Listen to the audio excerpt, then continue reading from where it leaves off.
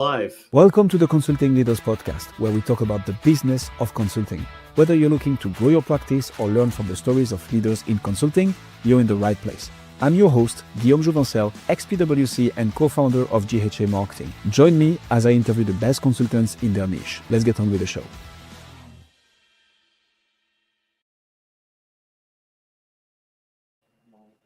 Chris, welcome to Consulting Leaders. Now we are officially live. Thank you. Let's jump straight into it.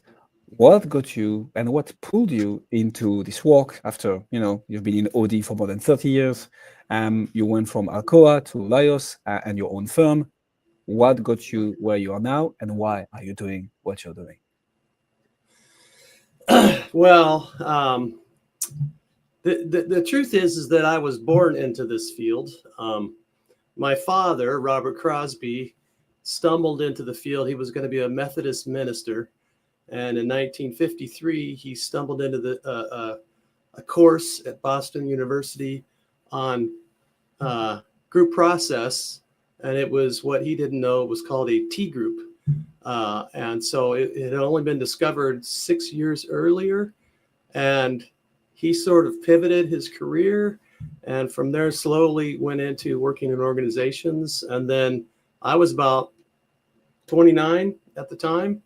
And in 1993, I was trying to figure out what I wanted to do. And I thought I maybe needed some personal growth. So I entered this school called the Leadership Institute of Seattle because I heard they had good personal growth there. It was started by my father in 1973.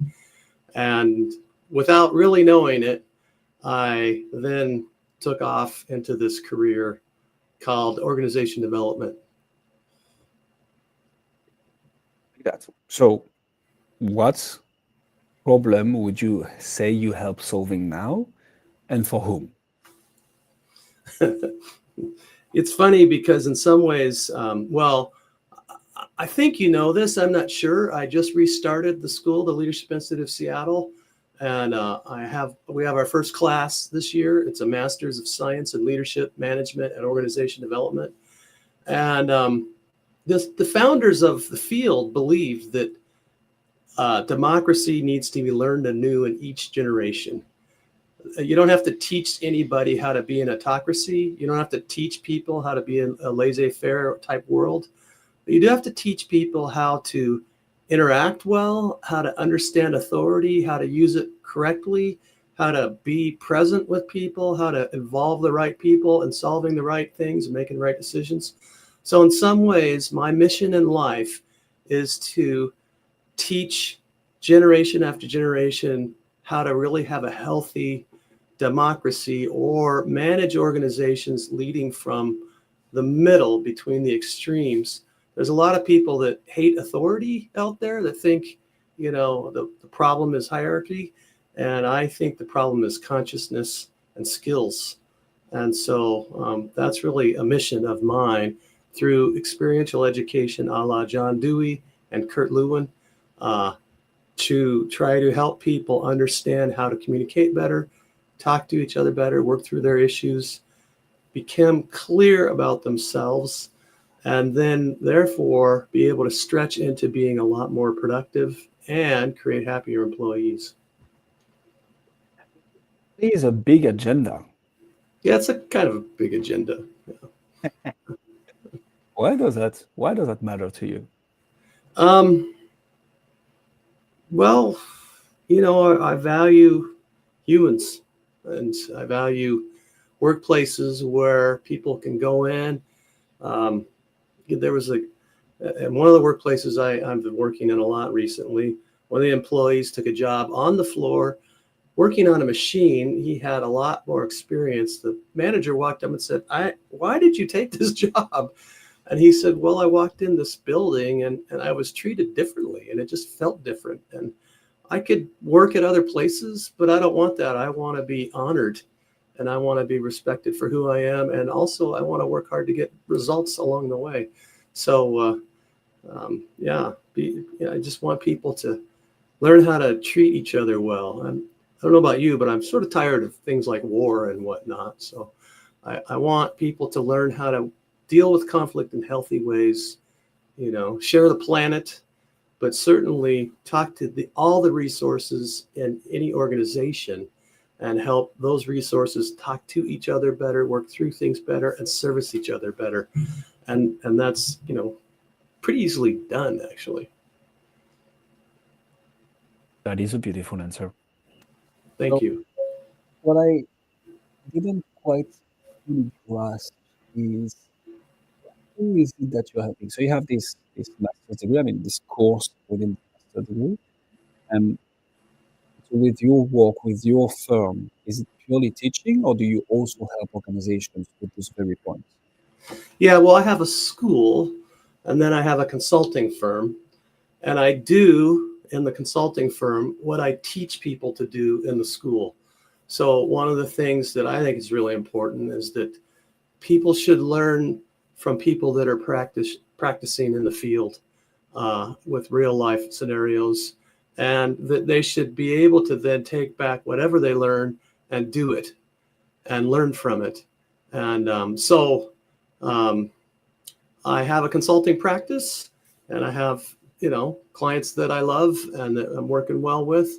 And then I also am restarting my father's school, even though he never founded a school. I founded a school now.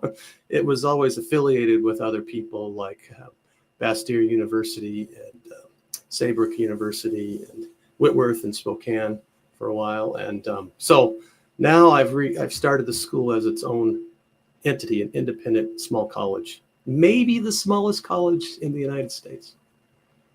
Could be the Are we world. gonna have to? We got how many students does this college have? This is the first year Mhm. that we could have students. I just got authorization for a master's in April, and we have 11 students working towards their So, master's of science. so you might be very right. I mean, this is from Gemini, so do not quote me on this because we know that sometimes it hallucinates a bit. But Yeah, right now, the smallest college in the US are diverse, with the School of Architecture at Taliesin in Scottsdale, Arizona, often cited as one of the smallest at around 20 students. So if you only have 11 right now, you are I'm, officially, according to the consulting leader standards, the smallest college in the US, Chris. there you go. I win. Congratulations.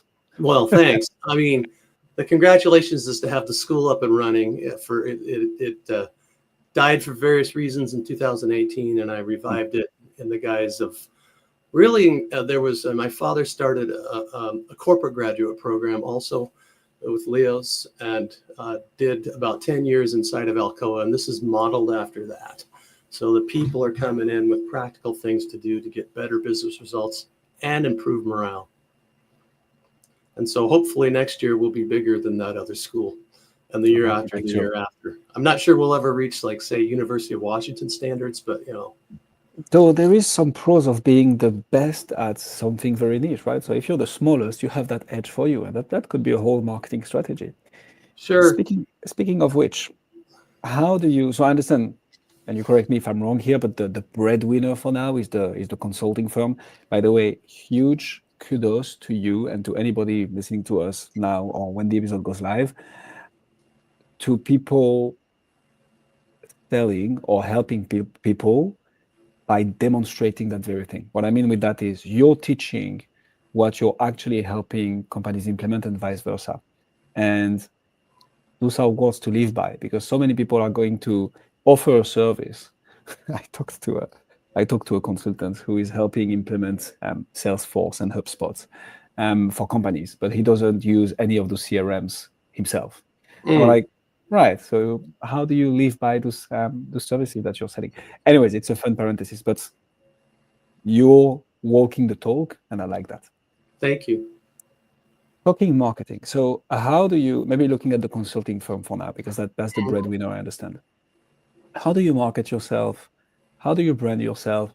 How do you gain the interest and interest of your potential clients?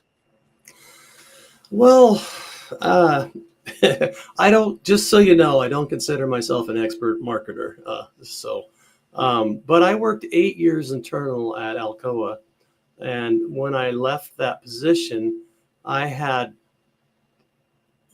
I probably worked on 30 projects, and all of them were successful. So when I got out of Alcoa and I read the stats that say something like only 20% of change management projects, succeed, I thought, well, what were they doing? Because all of ours were successful. Now I was leading them using systems thinking, using clarity of authority, and really engaging the people. And so there's a tried and true way to do this. But when I got out of there, then I had a natural client base. People knew me. It's a global organization. So I started working with people that I had worked for. And even Alcoa CSI hired me over and over because I spent 4 years, my last 4 years there, implementing an ERP system, Oracle. And we implemented it in I want to say 17 locations through 7 countries, and always were very successful, reached stability in a month, missed 0 shipments, things like that. Very little pain. The pain was to get ready for go live. So they then implemented twice without me, and both of them were disasters. So then they brought me back and I helped implement three more times.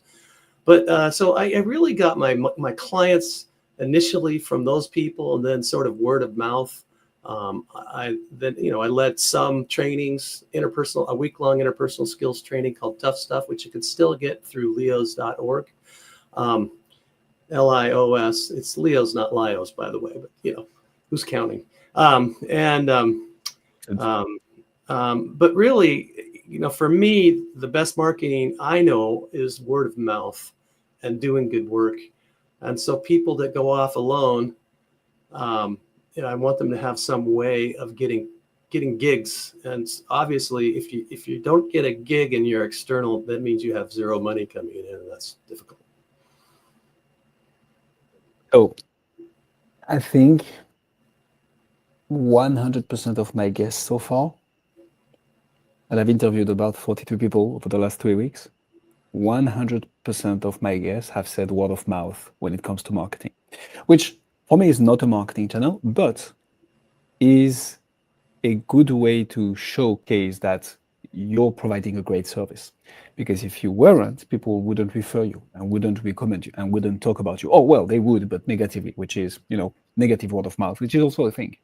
Mm-hmm. So any reason you haven't, have you tried some marketing techniques? I understand you mentioned that you're not the expert in marketing, which I would expect from someone teaching people how to live in a democracy. I'd rather have that, actually. But any reason did you explore some marketing endeavors, but that just didn't bear fruit? Well, don't get me wrong.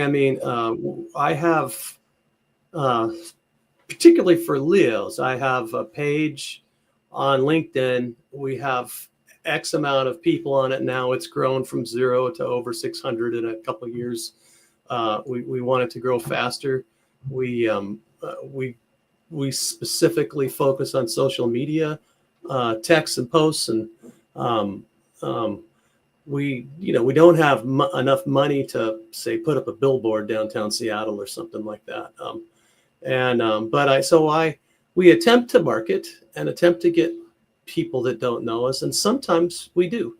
But for my own consulting gigs, mainly, I've just gone along with people who know me or people that have been referred to me by people that have known my work. And I think our work is unique. I wish it wasn't so unique. I think everybody should do it, but it's fairly unique. So there's not a lot of people that do internal T groups, for instance, which is an experiential learning activity that involves a lot of relationship building and learning from patterns, my own patterns when I work through things. So, I just haven't spent much money on advertising or something like that. But I do try to market myself. I've gone to conferences. I've even spoken in podcasts, believe it or not. That's a shocker to me because we're on the podcast right now. We are. Wow. That is true. Although it's live, so one might think it's not only a podcast. But no, Uh-huh. fair enough. I like that. So conferences also a classic way to get business for B2B Yeah. coaches and consultants. So that does make sense to me. Yeah. So talk to me about sales motion, Chris. When you start getting that awareness, so you get that referral coming through, right? It's not like people come in here with their credit card in hand and be like, Chris, bill me, whatever you need out of this credit card, max it out. So how do you take that initial conversation to SOW, letter of engagement, we rock and roll? What does it look like? Do you have like discovery calls, close calls? Do you have follow-up processes? Give us the juice. um, there's people that keep walking in and out of your bricks. Oh, Yeah, it's it must be the painful. how do you say in English the Harry Potter wall to get into the train? Anyways, you get it. Yeah. Well, so one thing, I have very rarely written proposals. And for consultants or consulting firms, there are a lot of state, and various places where you can get on uh, uh, some sort of a way that they send you bids and you can decide if you want to bid on things. And my success on proposals is if I have somebody inside that knows me and wants me. And they take a lot of time. And so it's not my favorite things. In fact, I sort of hate proposals. And I've very rarely had to sign a paper of, SOW, statement of work, only for organizations that require it. I'd much rather just talk to you. In fact, how do I pronounce your first name? Do you want to give it a go before I give you the answer, Chris, or do I give you the answer right away? Julien. Yeah, that's not too far. So it's Guillaume. So all that with just a Guillaume. hard G. Yeah. Yeah. Well, what was I saying? Something about, mostly what happens for me is people call me and they tell, and we talk about what are they facing? What are their problems? And I tell them what I would do to try to help solve it. And they say, that sounds great. Or what, you want me to take my team away from work for 2 days? And no way, I can't do that. We have too much work to do. And then I say, well, if you're not willing to step away, then I can't help you. And so mostly, though, people know me, they talk to me, they've heard of me. And when they call me, we talk through what's going on and develop a strategy to solve it. And then I go in and facilitate for a day or two or something like that, or a week, or sometimes extended sessions, and do a lot of follow-up, and they see results. Yeah.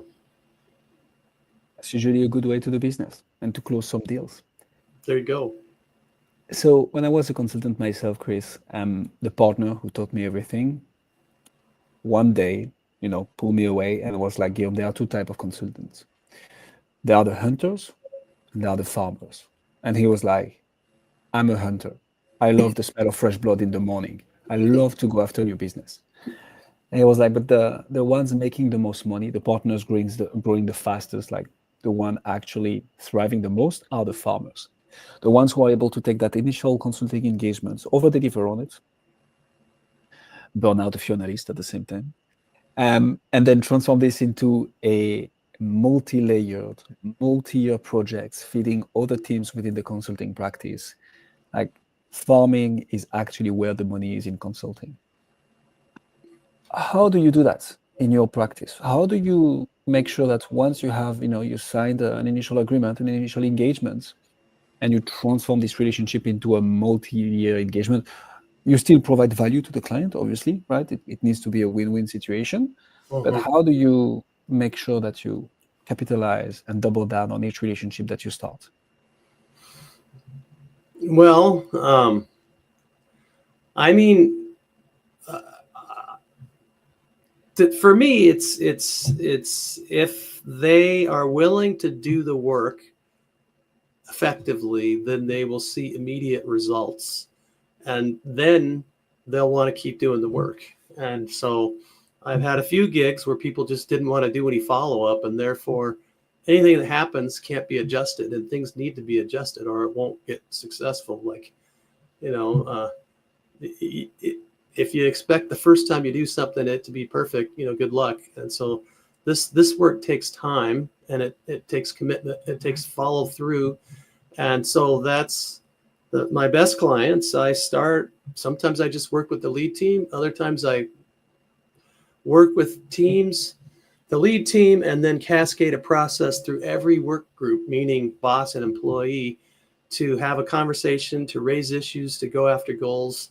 And by the end of it, like for instance, I'm still working at this plant up in Niles, Michigan, where it started off, they were getting 45% on-time delivery. We did a process called goal alignment where I worked down through the organization and I did the follow-up.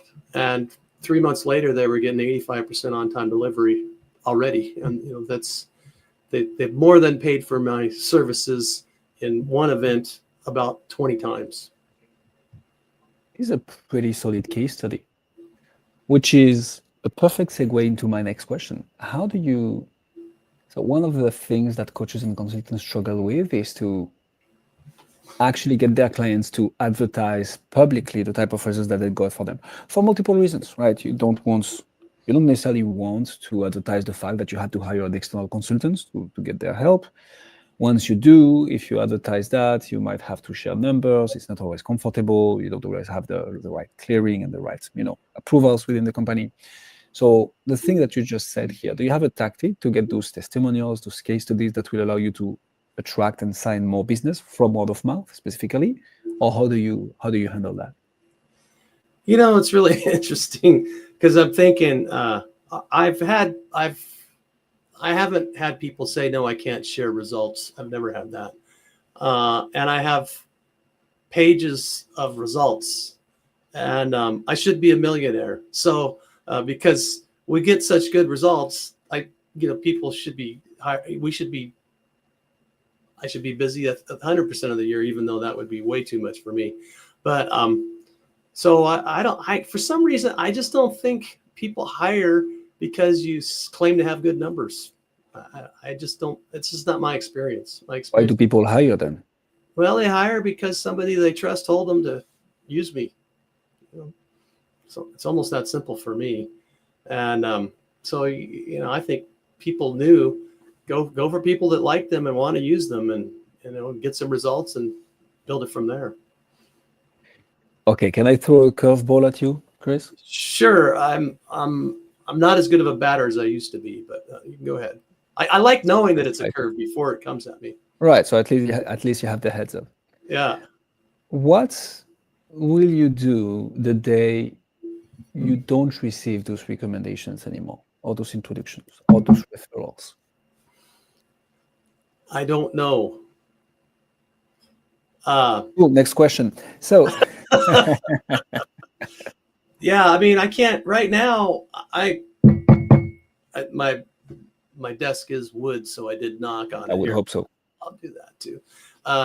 Right now, I have, it seems like, more than I can handle, and I'm not a big consulting firm. I'm a consulting firm of me, and I work with my brother and various other people, but it's just depending on what I'm doing. So, and I'm starting the school, which takes a little time. I don't know if so. Fair enough. I like the transparency and honesty of this. Yeah. So, from what I understand, you're getting more business than you can handle, which is usually a good position to be in. That's a good problem to have. You've been doing this for a while. You're starting the school again. Tell me, where would you say you feel stuck right now in your business? Like anything that is challenging you, any point where you're stuck. The reason I'm asking this is that we have consultants listening to us, and I think it's always interesting to hear from your peers how they think about the situation that they might feel themselves in right now. So for you, what would that be, and how are you thinking about solving that challenge? That's a hard one for me. I don't feel stuck, so I more feel overwhelmed. Again, that's good. I think the challenge for me starting the school really is that we don't have enough resources and we don't have enough money right now to hire a bunch of resources. And so learning how to delegate to my board, learning how to delegate to people that can do things is an ongoing challenge for me. So I think if there's a stuckness ever, it's how do I share my load with others? And how do I do that in a way that I could feel comfortable with? It's an ironic thing because I teach it to others and I still suffer from it myself.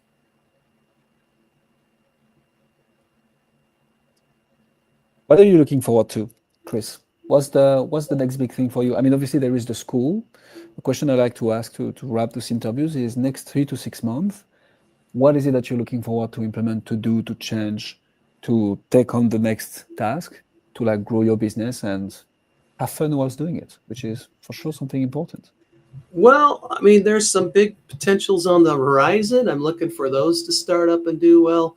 But really, I'm looking to spread the news about this experiential activity, experiential learning called the Leadership Institute of Seattle, and for us to expand our student base. We want 20 to 24 next year, 30 to 36 a year after.